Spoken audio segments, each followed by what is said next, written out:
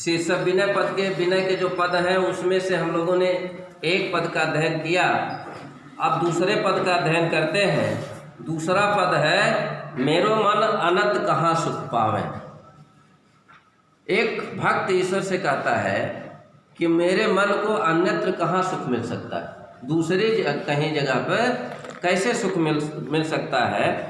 मेरी स्थिति वैसे ही है जैसे उड़ जहाज के पक्षी फिर जहाज पर आवे। समुद्र में एक जहाज जा रही है बीच समुद्र में, जहाँ दूर दूर तक घूम भाग नहीं दिखता है, न कोई पेड़ रहेगा, पानी ही पानी है। तो जहाज पर बैठा हुआ पक्षी जो जहाज पर बैठ जाता है और अंदर 10, 20, 50 किलोमीटर समुद्र में चला जाता है, तो फिर दूर दूर तक उसको घूम भाग नहीं दिखता है। तो उड़ेगा तो कहाँ जाएगा? उड़ेगा तो फिर लौट करके उसी जहाज पर आएगा। कुछ देर उड़ सकता है, लेकिन अंततः तो उसको आना उसी जहाज पर, पानी पर तो बैठ नहीं सकता, डूब जाएगा या उसको पानी के जीव खा लेंगे। तो वो अंततः उसकी मजबूरी है कि वो फिर उसी जहाज पर उड़कर आएगा।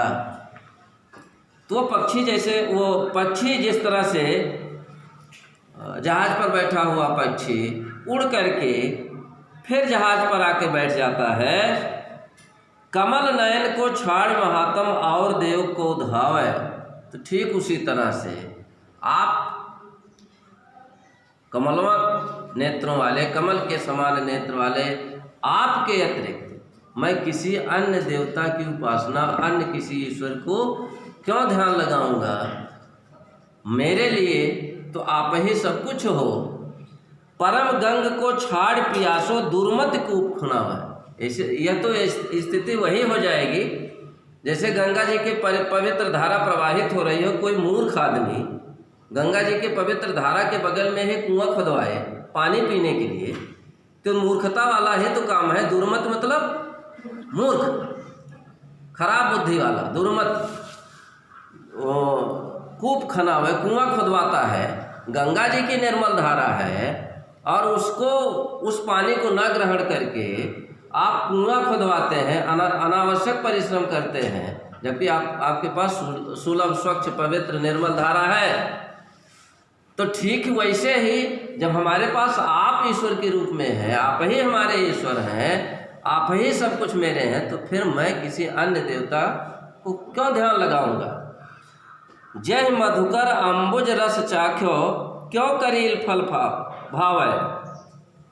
करें जैसे मधुकर, भौरे कहा जाता है, जिसने अंबुज रस चाख्यो, आम का मीठा रस चख लिया है। या अम्ब मतलब होता है जल।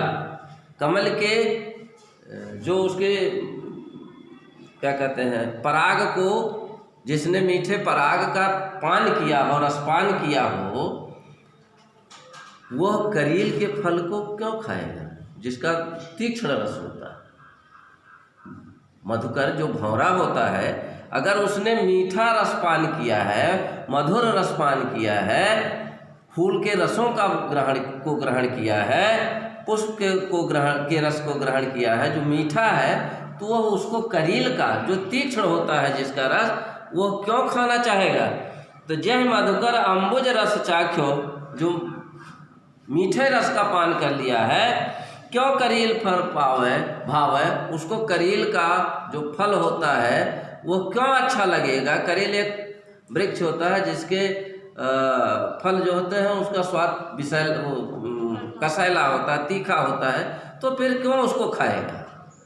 जिसने मीठे फल का रसपान किया है, तो फिर कसैले या तीक्ष्ण फल के रसों का पान क्यों करेगा? सूरदास प्रभु काम धेनु तज छेरी कौन दुहावे। कहते हैं सूरदास जी कि कामधेनु तज, कामधेनु को त्याग करके बकरी दूहने कौन जाएगा? जिसके पास कामधेनु है वो फिर बकरी को क्यों दुहेगा? अर्थात जिसके पास आप हो, आप ईश्वर के रूप में हो, फिर वह अन्य किसी देव को क्यों ध्यान लगाएगा? उसी तरह जैसे कामधेनु जिसके पास है वो बकरी दुहाए तो मूर्खता वाली बात हो जाएगी ना। तो सूरदास प्रभु कामधेनु त छेरी कौन दुहावे।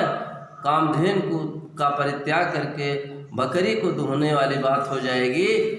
मेरे लिए आपके अतिरिक्त और कोई देवता या अन्य किसी देवता को ध्यान करने की आवश्यकता मेरे लिए नहीं है। आप ही मेरे लिए सर्वोत्तम हो, आप ही मेरे लिए सबसे उत्तम हो, श्रेष्ठ।